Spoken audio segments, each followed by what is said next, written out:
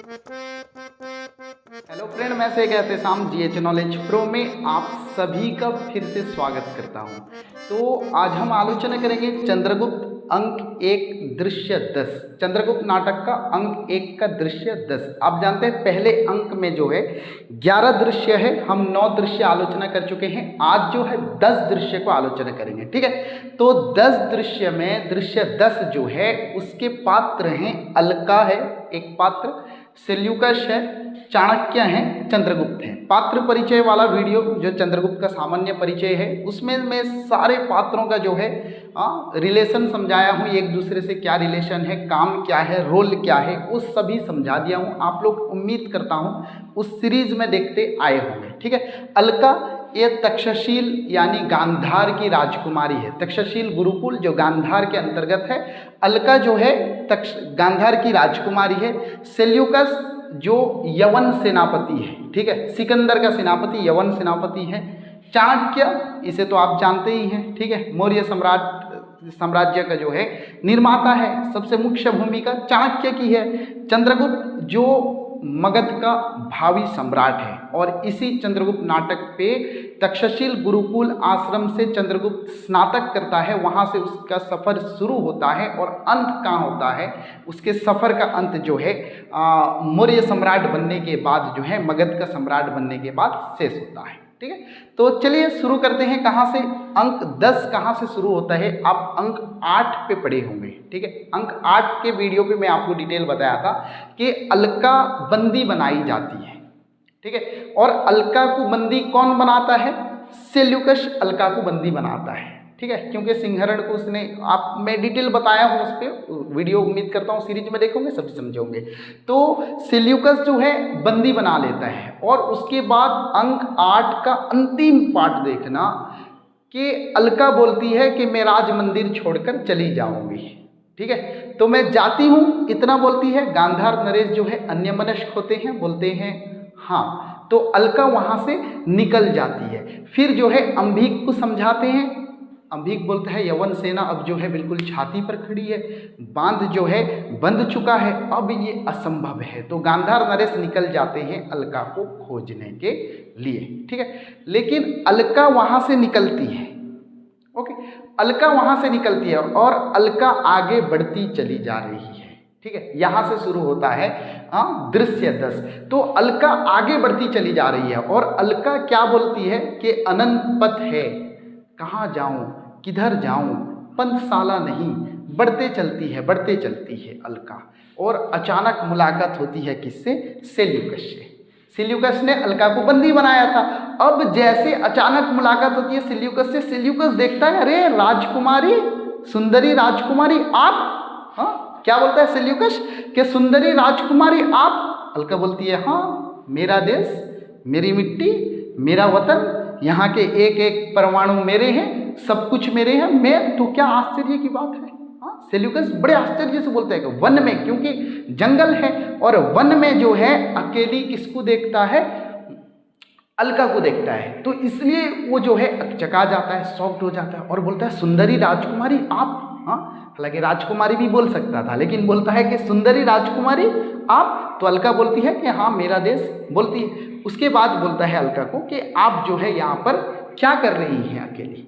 तो इतने में अलका क्या करती है, हाँ, ऐसे इशारा करके बताती है उंगली दिखा कर कि वो देखो सिंह आ रहा है, शेर आ रहा है, वो देखो सिंह आ रहा है। तो सेल्यूकस फट से जो है घूमकर देखने लगता है शेर को, और इधर अलका जो है वहाँ से 9-2-11 हो जाती है, निकल जाती है। फिर सेल्यूकस इधर घूमता है कि अब अलका नहीं है, बोलता है चली गई, कहाँ चली गई, हाँ, अलका को जो है खोजने लगता है, कहता है, बोलता है क्या, कहाँ चली गई। तो इतने में क्या होता है, चंद्रगुप्त और चाणक्य का प्रवेश होता है। चंद्रगुप्त चाणक्य इसके पहले अंक में आप देखे होंगे कि मदद मांगते हैं किससे, पर्वतेश्वर से। पर्वतेश्वर कौन है, पंचनद नरेश पंजाब का राजा है पर्वतेश्वर, जिसे आप हिस्ट्री में पूर्व भी पढ़े हैं, तो उससे मदद मांगने के बाद मदद नहीं करता है। हाँ, चाणक्य बोलते हैं कि मगध की सेना आपके साथ होगी, अगर आप चंद्रगुप्त को मदद कर देते हैं, मगध पे हम आक्रमण करेंगे, फिर मगध की सेना जो है आपकी सहायता करेगी। आगामी यवन और पारसिक की सम्मिलित वाहिनी का जो आक्रमण होगा आप पर, उस पर मगध की सेना पूरी तौर पर आपकी सहायता करेगी। लेकिन पर्वतेश्वर मानता नहीं है और चाणक्य जो है आगे निकल जाते हैं। बंदी गृह से मुक्त कराकर लाया था कौन? चंद्रगुप्त। हाँ, याद होगा आपको, चंद्रगुप्त जो है मुक्त कराकर लाता है। अब चाणक्य पर्वतेश्वर सहायता नहीं करता है, तो चाणक्य क्या करते हैं? आगे निकलते हैं। अब चाणक्य चंद्रगुप्त जाते हैं। हाँ, अलका निकल गई, सेल्यूकस शेर को देखता रहा, दूसरी तरफ शेरनी निकल गई।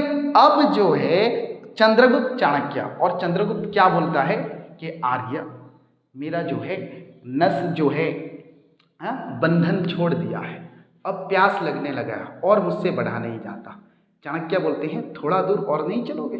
सामने जो है सिंधु लहराता होगा, सिंधु नदी, ठीक है, ये नदी देखो, हाँ, सामने सिंधु लहराता होगा, उसकी तट पर जो है हम आराम करेंगे, यही बेहतर होगा। हम वहाँ पर प्रतीक्षा करेंगे, थोड़ी सी आराम कर लेंगे वहाँ पर सिंधु के तट पर। चंद्रगुप्त बोलता है जैसी आज्ञा हो। उड़ता है, खड़ा होता है, फिर वहीं पर जो है बैठ जाता है। बोलता है प्यास से जो है गला सूख रहा है, सर चक्कर आने लगा है। चाणक्य बोलते हैं ठीक है अवश्य मेरे बच्चे, यहीं बैठ तू, मैं जो है कहीं से जल का प्रबंध करके लौट आता हूँ। चंद्रगुप्त वहीं बैठता है और चाणक्य जाते हैं जल का प्रबंध करने। हाँ, रास्ते पे हैं, कहाँ? इस इलाके का रास्ता है। ओके, जा रहे हैं कहाँ? तक्षशिला की तरफ जा रहे हैं। पंजाब पंचनंद नरेश ने मना कर दिया, अब तक्षशिला की तरफ जा रहे हैं, इस इलाके पे। ठीक है, तो इस स्थान पे जा रहे हैं। वहां पर क्या बोलते हैं? चाणक्य बोलते हैं ठीक है यहाँ बैठे रहो, चंद्रगुप्त का गला सूख रहा है, आगे बढ़ने में असमर्थ है, तो चंद्रगुप्त वहीं बैठता है। चाणक्य जल का प्रबंध करने के लिए आगे बढ़ जाते हैं। उतने में चंद्रगुप्त के समीप चंद्रगुप्त देखता है कि एक व्याघ्र, एक बाघ जो है चंद्रगुप्त के समीप आ रहा है, लेकिन चंद्रगुप्त उतने में बेहोश हो जाता है और सेल्यूकस की एंट्री होती है। हाँ, अलका चली गई। हाँ, शेर को देखता रहा। अब सेल्यूकस की एंट्री होती है। सेल्यूकस धनुष संभालता है, तीर मारता है और जो है बाघ वहीं पर मर जाता है और चंद्रगुप्त को उठाने लगता है। चंद्रगुप्त अचेत होकर पड़ा है, बेहोश हो गया है। चंद्रगुप्त को उठाने लगता है। उतने में फिर चाणक्य का प्रवेश होता है, जल लेकर आते हैं। तो सेल्यूकस बोलता है थोड़ा सा जल चाहिए पथिक के लिए, थोड़ी सी सहायता करो, जल चाहिए। इसको पता नहीं है, सेल्यूकस को पता नहीं कि चाणक्य जो है चंद्रगुप्त का ही साथी है। तो बोलता है थोड़ा सा जल चाहिए पथिक के लिए, पथिक जो है बेहोश हो गया है, अचेत हो गया है, थोड़ा सा जल चाहिए। तो चाणक्य लाकर जो है जल छिड़कते हैं, चंद्रगुप्त को जो है होश आती है। फिर चाणक्य जो है पूछते हैं सेल्यूकस से कि आप कौन हैं? बोलता है यवन सेनापति। चाणक्य को बोलता है कि आप कौन है? चाणक्य बोलते हैं ब्राह्मण। हाँ, परिचित, एक दूसरे से परिचित होते हैं। उसके बाद जो है चंद्रगुप्त का परिचय चाणक्य देते हैं कि ये जो है मगध का निर्वासित एक राजकुमार है। ठीक है, मगध में किसका शासन अभी चल रहा है? नंद का शासन चल रहा है। ये जो है चंद्रगुप्त नाटक के अंत में देखना चंद्रगुप्त का शासन आ जाएगा। अब तक बदमाश नंद जो कल्याणी का पिता है उसका शासन चल रहा है। तो यहाँ पर जो है चाणक्य परिचय देते हैं और क्या बोलते हैं कि चंद्रगुप्त जो है एक मगध का निर्वासित राजकुमार है। तो सेल्यूकस कुछ विचार करता है, बोलता है अच्छा तो मेरे शिविर में चलो, थोड़ी आराम करो थोड़ा, फिर जो है आप लोग जाना। चंद्रगुप्त को जो है चेतना शक्ति वापस आती है, होश संभालता है, बोलता है आपने मेरी सहायता की। हाँ, तो भारतीय कभी कृतज्ञ नहीं होते, हमेशा कृतज्ञ रहते हैं। आपने सहायता की तो आपका ये निमंत्रण हमें स्वीकार है, फिर जो है हम कभी जरूर मिलेंगे। ठीक है, तो सेल्यूकस बताता है कि आपके समीप जो है वो व्याघ्र बैठा था। सेल्यूकस बताता है कि आप जब अचेत होकर पड़े थे, किसे बोलता है? चंद्रगुप्त को। आप जिस समय अचेत होकर पड़े थे, आपके समीप वो व्याघ्र बैठा था, मैं उसे खतरा समझा और तीर निकाल कर चला दिया। हाँ, चंद्रगुप्त शुक्रिया अदा करता है कि बहुत बहुत आपका शुक्रिया, तो आपने मेरी जान बचाई है, मैं कृतज्ञ हूँ।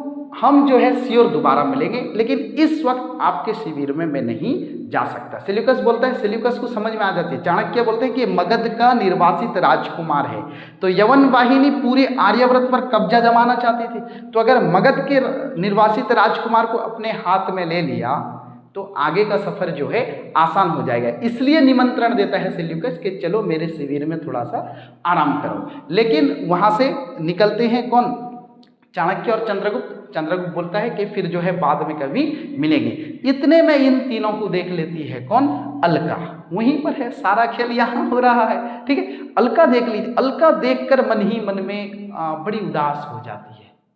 अलका क्या सोचती है कि सेल्यूकस के साथ चाणक्य और चंद्रगुप्त जो है गुप्त तौर पर कुछ जो है संबंध जुटा रहे हैं, गुप्त तौर पर इन लोगों की कुछ आलोचना हो रही है, आर्यव्रत के भविष्य को अंधकार में धकेलने की शायद साजिश हो रही है।